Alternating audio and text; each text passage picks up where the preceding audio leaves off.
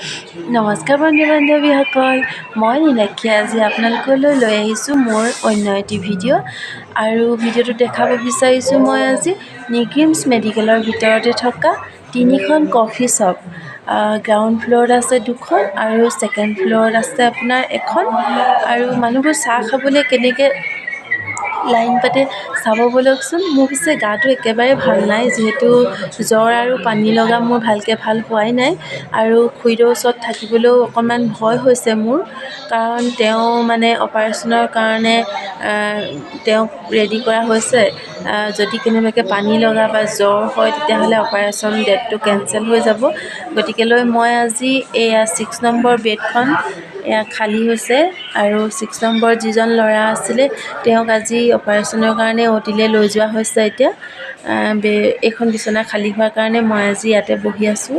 তেওঁৰ ওচৰত থাকিবলৈও যিহেতু ভয় হৈছে আৰু ভিতৰতে সোমাই একদম মানে বৰিং হৈ গৈছোঁ।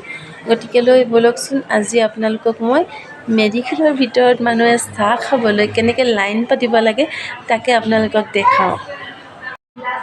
এইখন গ্ৰাউণ্ড ফ্ল'ৰতে থকা প্ৰথমখন কফি শ্বপ আৰু যিহেতু মই ভিডিঅ'টো বনাবলৈ যোৱা অলপ পলম হ'ল, গতিকেলৈ এতিয়া প্ৰায় 1:30মান বাজিলে, 1:30মান বাজিছে নেকি, টাইমটো চোৱা নাই মই।